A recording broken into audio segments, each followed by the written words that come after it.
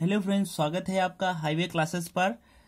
आज हम लोग बात करेंगे मेंस्ट्रुएशन का। जो हमने लेक्चर स्टार्ट किया है एनटीपीसी स्पेशल मैथ्स और रेलवे के लिए, बिल्कुल रेलवे। हालांकि ऐसा नहीं है कि एनटीपीसी में ही काम आएगा। अगर आप ये सीख जाते हैं तो जितने भी एग्जाम होते हैं लगभग उन सब में ये काम आएगा आपके। तो सबसे पहले तो आप सभी लोगों को होली की हार्दिक शुभकामनाएं। ये लेक्चर मैं होली के दिन इसलिए आपके लिए लाया और विशेषकर हूं कि आप सभी लोगों को मैं होली की विश दे सकूं।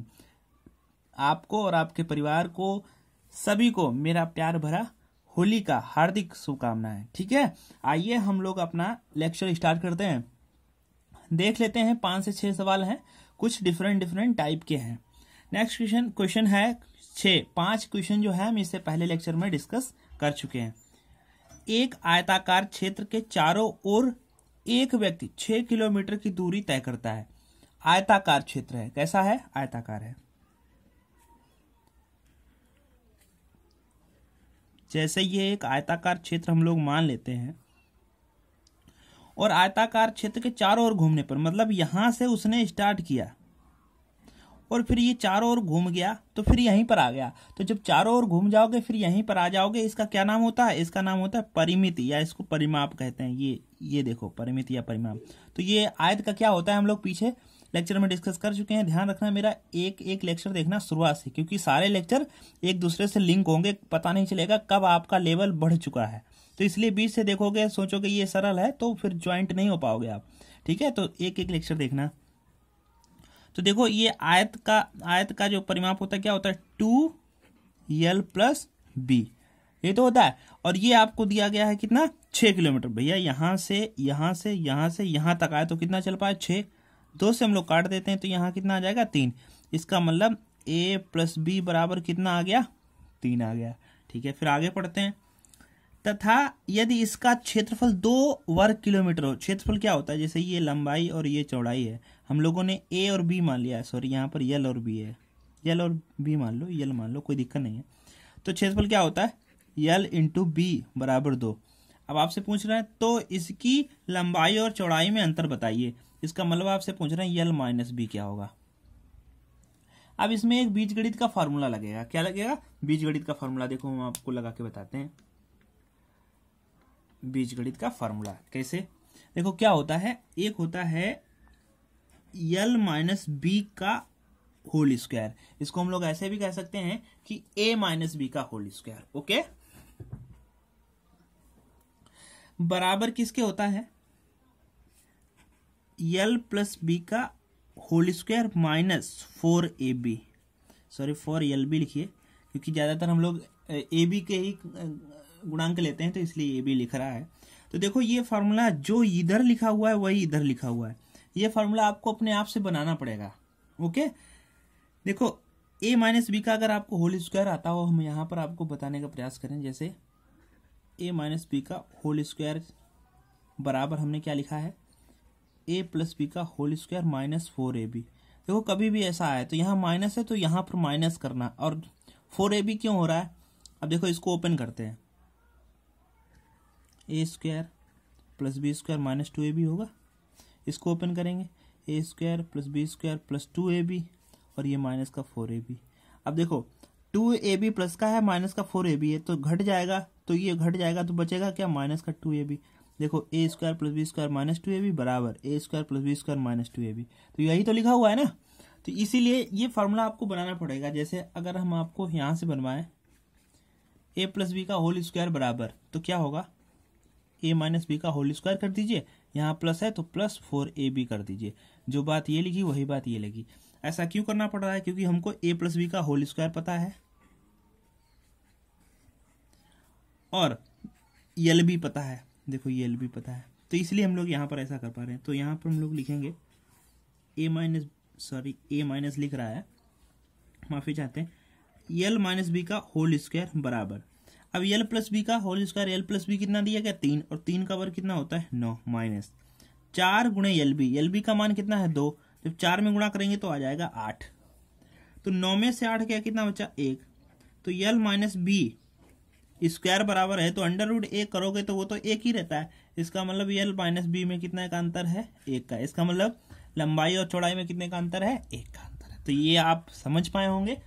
मैंने इससे पहले लेक्चर दिया था एक, आपको बीजगणित के फॉर्मूले समझाए थे, वो तो आपको रटना ही पड़ेगा क्योंकि बीजगणित के फॉर्मूले बीजगणित में भी पढ़ाऊंगा अभी इसके बाद में जो भी चैप्टर आएगा, लेकिन जो वो फॉर्मूले हैं वो आपको रटने चाहिए क्योंकि वो हर चैप्टर में लग जाते हैं। देखो यहीं पे लग रहा है। तो बीजगणित के फॉर्मूले आप करेंगे क्या, हाईवे क्लासेस यूट्यूब पर सर्च करना, हाईवे क्लासेस सर्च करो और उसमें जाकर आप देख लो। जब जाओगे वीडियोज में तो एक एक करके नीचे चले आना, जो वीडियो आपको अच्छा लगे वो आप देख सकते हैं। प्लेलिस्ट में भी जा सकते हैं या तो कोई भी नाम देके सर्च कर दे सकते हैं कि algebra by Atul sir. Okay, चलिए नेक्स्ट क्वेश्चन देखते हैं।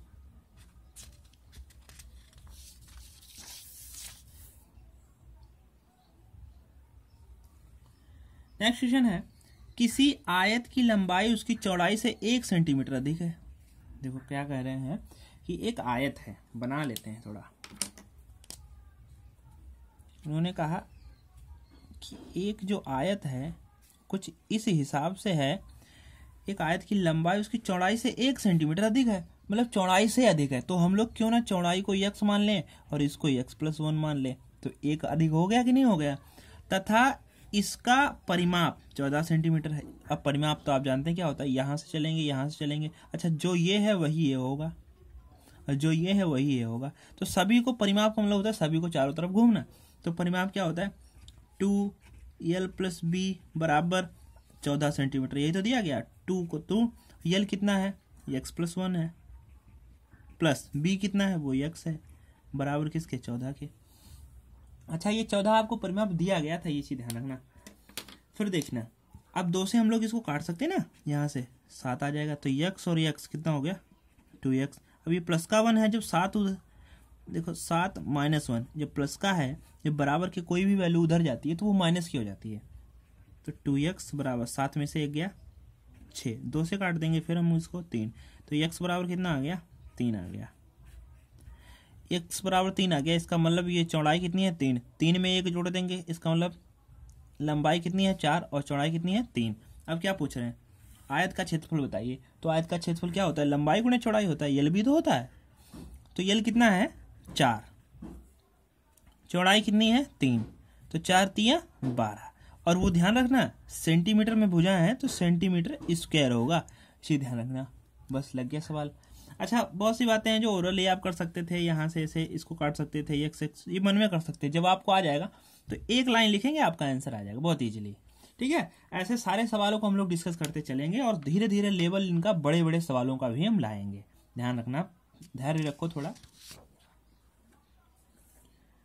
नेक्स्ट क्वेश्चन है, एक आयताकार खेत के विकर्ण की लंबाई 17 मीटर है। ठीक है भाई, एक आयताकार क्षेत्र बना लेते हैं।